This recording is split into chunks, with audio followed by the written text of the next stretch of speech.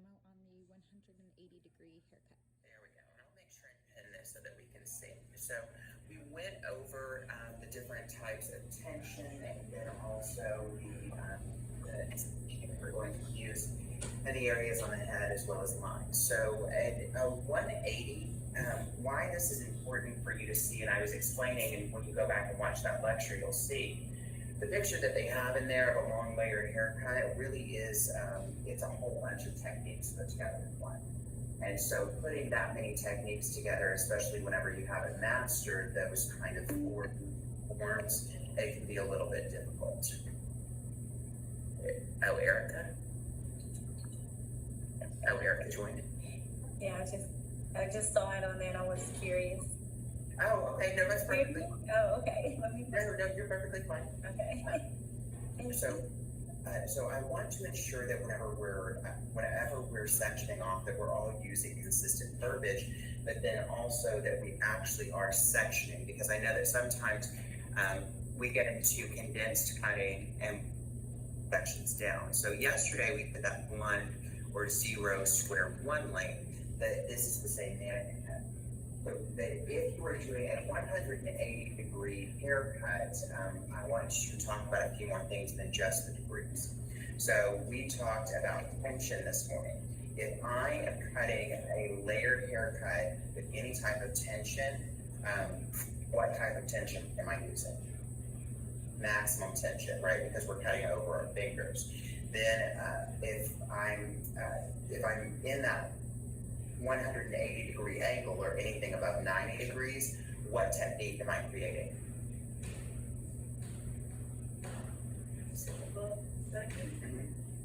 Layers, right? It's layering. So anytime that we're above 90, it's layers, which is going to be a max removal of weight. And then our over direction for this haircut is going to be what?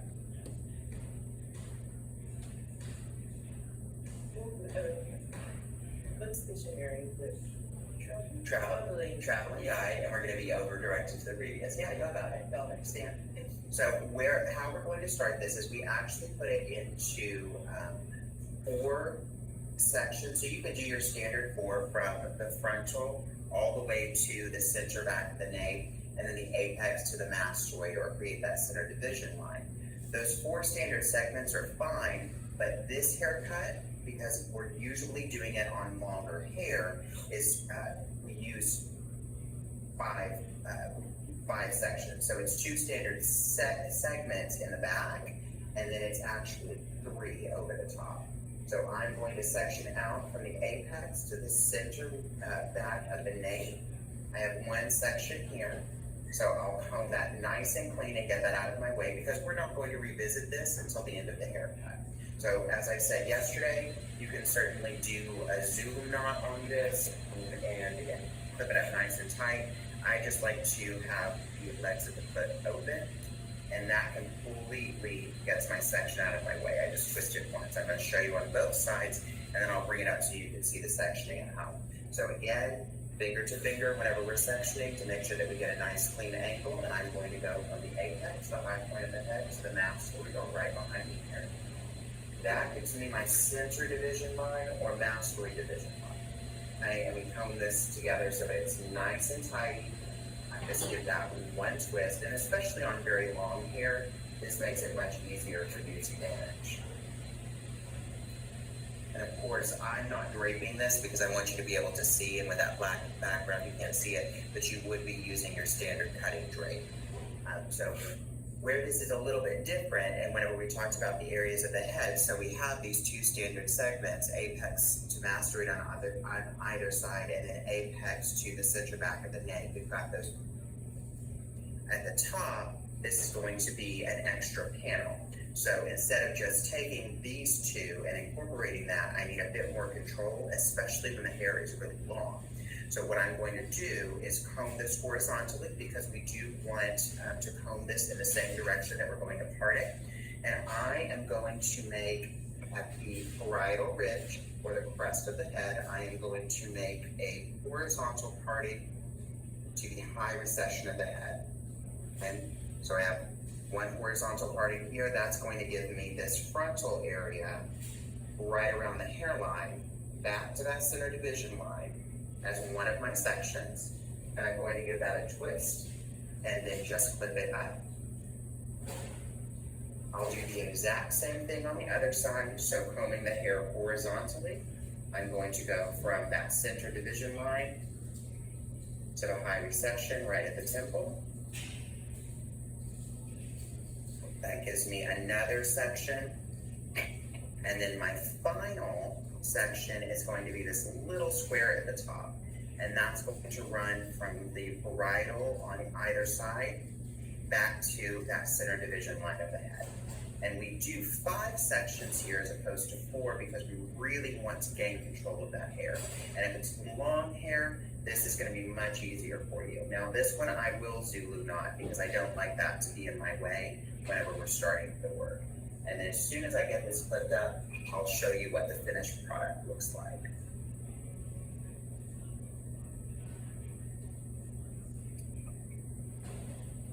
So we should have 2 standard segments here in the back. Okay, so we have that center line that runs from the apex down to the center nape. Those 2 sections are going to run to that center division line, apex, and then ear to ear, which gives us that center division. Then we have 1 segment here in the front, from the parietal down to the front of the hairline, encasing some of the temple. We have the exact same thing on the other side. And then at the very top, we're going to have a little square section. And that square section is going to run from the high recession on either side, all the way back to the center division line that we created. Okay? So you've got one little box right there on the top of the head. And I want you to get comfortable sectioning like this and using the verbiage and terminology. The reason being is whenever we get into foiling patterns, we use the exact same verbiage and terminology. So I want us to understand cause and effect here. Okay, so I'll give everyone just a couple of moments to get sectioned.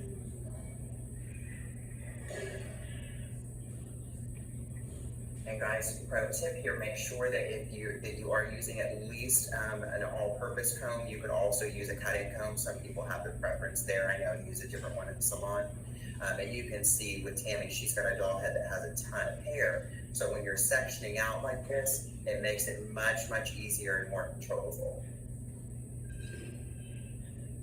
And just a note of sanitation, we would never, ever put the clip in our mouth.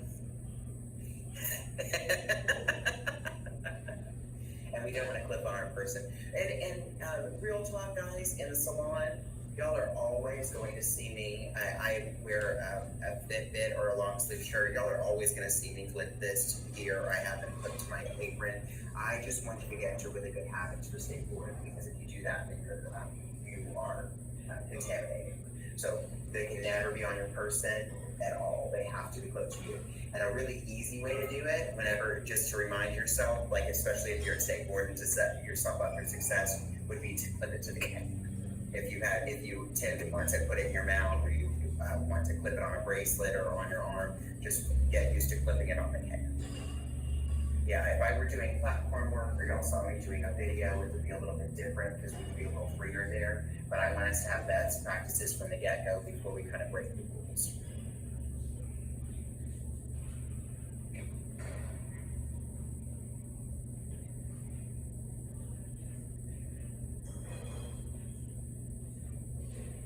See, yours turned out beautifully yesterday, and this turned out beautifully. So proud of y'all.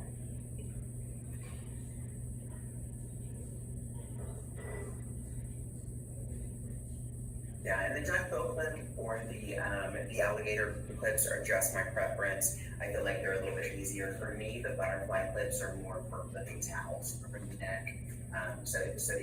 Because they'll take quite a bit of abuse. If you start using these alligator clips to clip the towel around the neck during color service, they wear out pretty quickly. They're just not strong enough. So for me, I only use those butterfly clips whenever if I'm styling and I have to grab a whole bunch of hair, or I use them to clip the towels.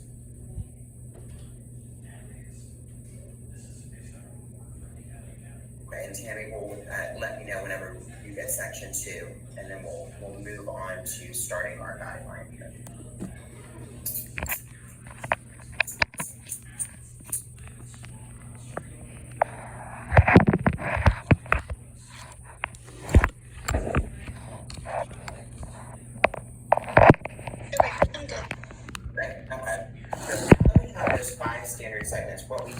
get, and this is very foundational, right? So I'm not going to do anything that's too new or innovative because I don't want to confuse anyone.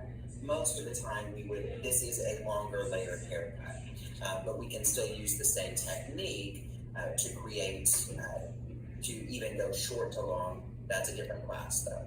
So for this, I start by taking a guide from the apex of the head to the frontal, and I'm going to take a center guide.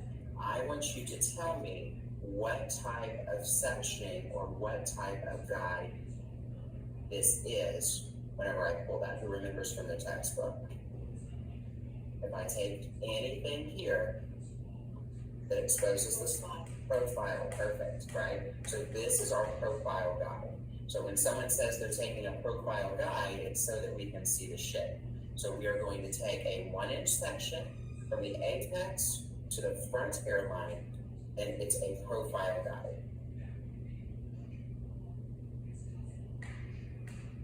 And now that section, it really becomes, this is very important because we have to check and see, where do I want this link to fall horizontally? Where do I want this link to fall in the back, right? So this is probably the most important piece because your entire layering pattern is based on the length that you cut this section. But we think it's the middle here, because the section is kind of big here. So what do you think about this side or In the center. So yes, so that it's balanced. So do you see what I did with a large section? I just combed down the sides. Okay. And with that, remember, if we are trying to part hair, the way that I part that very easily is I comb everything in the direction I want to part it. Okay, so you can either comb it all back, and that gives you those lines so that you can make a profile guide, or you can comb it all forward. But you have to comb it the direction that you want to part it.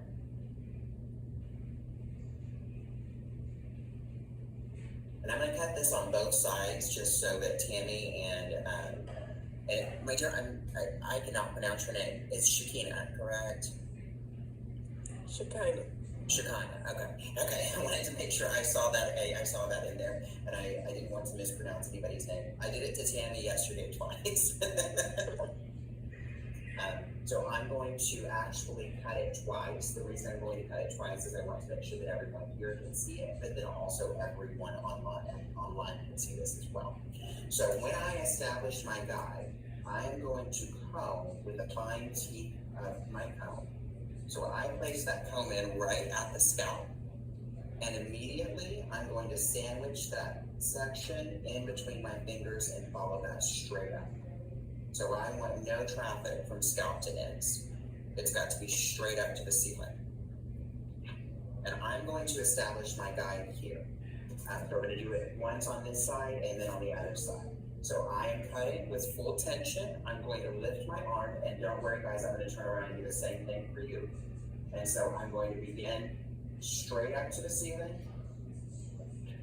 cutting with max tension over the fingers, recombing after I get to my second knuckle, and always correctly palming my shears. Okay, tall arms here. For us to maintain that body position, it's tall. I want you to think of dancer's arms. Now, most of the time, I always like to cut from short to long. I'm going to go ahead and cut from long to short so that you guys can see that at home.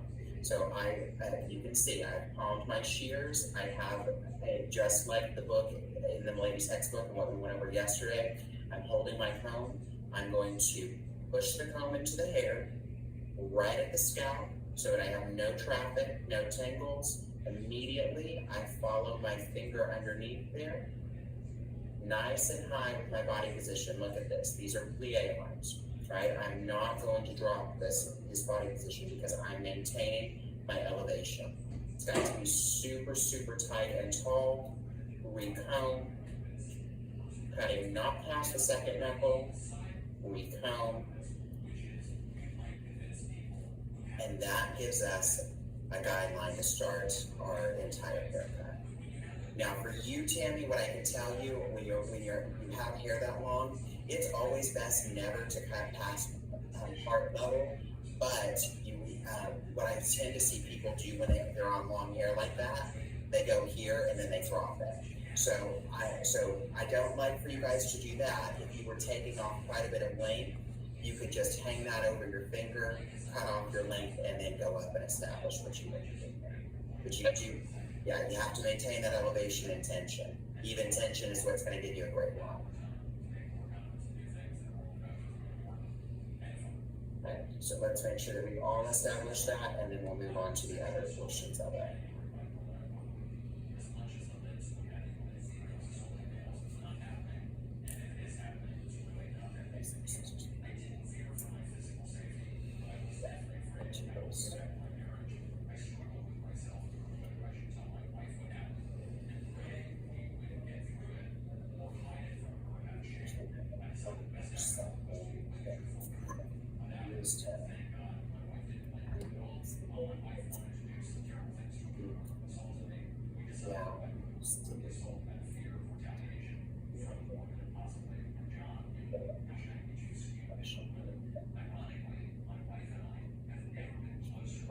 So after we've established that, remember everything is straight up to the ceiling.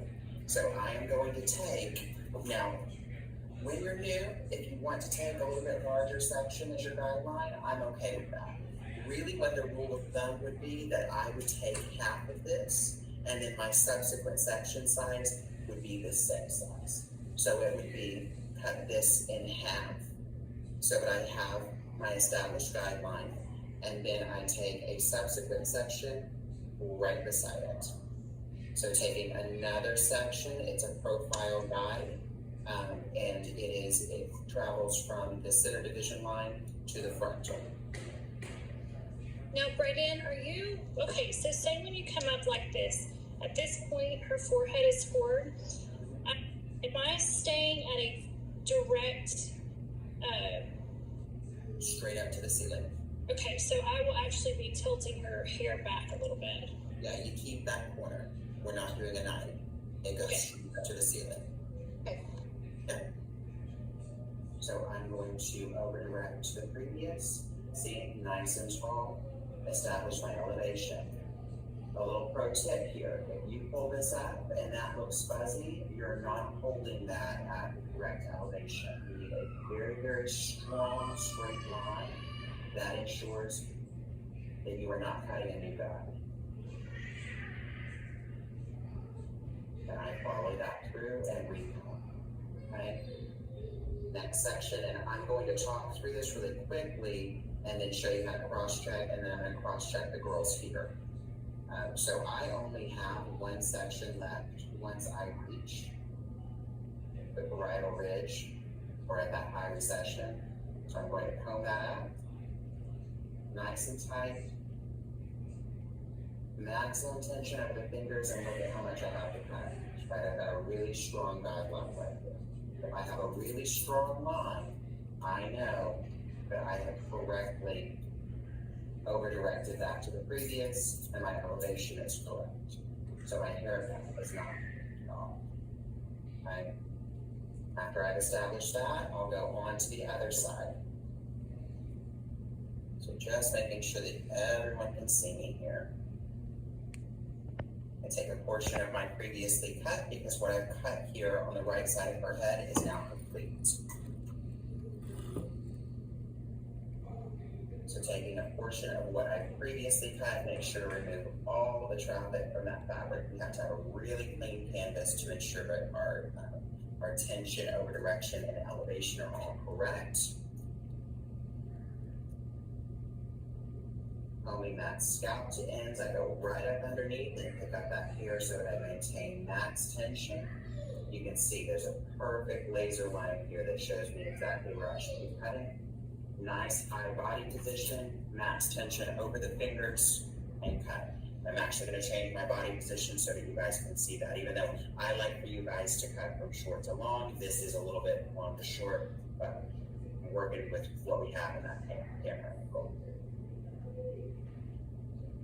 Okay, half of that previous section.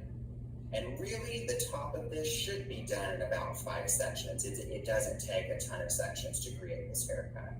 So again, over directing to the previous, combing that nice and tight.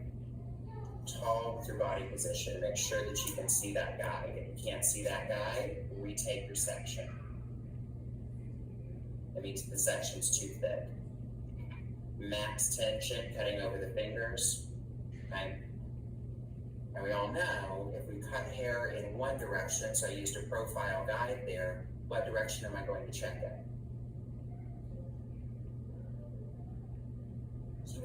If I cut hair in one direction, which direction am I going to use to check it? The opposite. Yep. Okay. So now I'm going to go, if I have cut this correctly, when I take these horizontal sections across the frontal plate of the head, this should all be square. You see? So there are no divots, no peaks and valleys. This should be a straight line all the way across. So you can always cross-check yourself. Now, I'm not a big fan of you guys going in and cross-cutting. If you were to pull this up and you saw something long and funky, stop, go back, use the exact same sectioning that you did before, and find where you had gotten longer. See, if you guys look at this, I actually was a little bit longer here because I had to change my elevation for the camera. Okay? So before I go on, I'm going to stop, go back, and see where that went awry. And I can see it right here. That's why your body position is so important, and keeping that tension, right? And making sure that you have that strong arm position. And then now I'll check, because this is the guide for the entire haircut. So when I pull this up, and there we go, we got many people. So, so making sure it's straight across whenever we pull that up. Okay, so I want everyone to get that entire top section cut. And then Tammy, I can come a little closer, like if you just want to cross-check it for me so I can check on yours. And I'm going to check T's and bodies. Yes, I'm almost done. She has really tangly hair.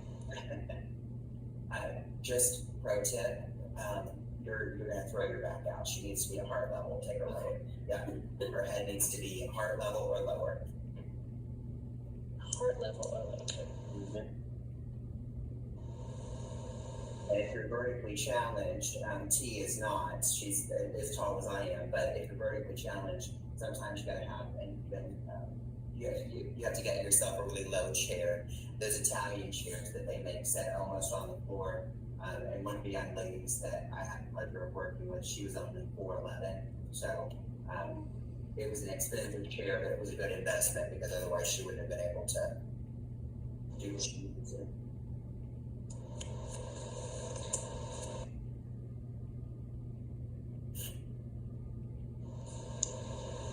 Needs to come to that. So here you're just pulling straight up and over directing the previous, not to center. If you over direct everything to center, it's going to get longer. This needs to be straight across. So when I pick this up and cross check it, it needs to be a perfect horizontal line, perfectly square. So I take it all straight up, right? Straight up. This one's easy. When you say 180 degrees, it's straight up to the ceiling. And if you were making a box or a square layer, it's straight up to the ceiling, straight back behind you, straight out to the walls. But in a 180 degree haircut, we don't touch this underneath here. We're only going to lift up everything that will reach. Remember, this is a foundational technique. I wouldn't call this specifically a haircut. You would go in and add it a little bit more. That mannequin head's giving it to you, isn't she? Can you see what it is that you think of stuff?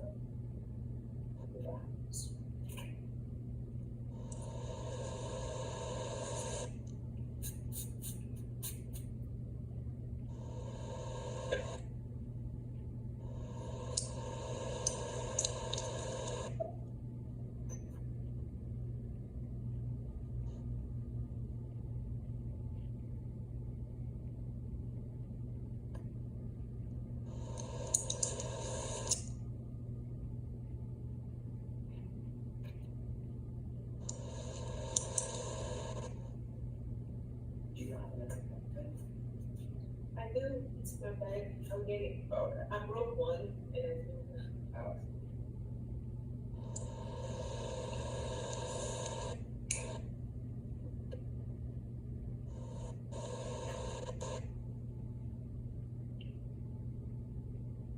Okay, I'm gonna yank my customer's hair, but I'm gonna kind of yank it on hers. That's not how I'd get a tangle out for somebody. Just yank it. Yeah.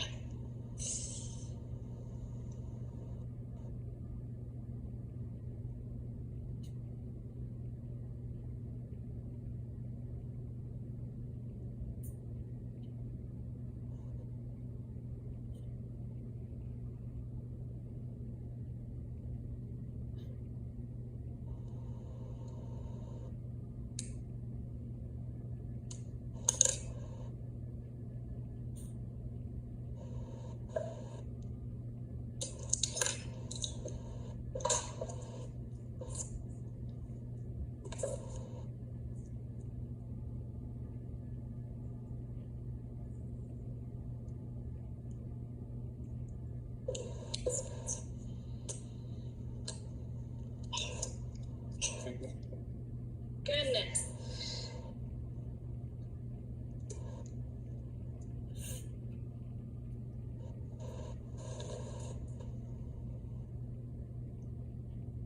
Yeah, and a perfectly straight line. That's what you're looking for. Very good.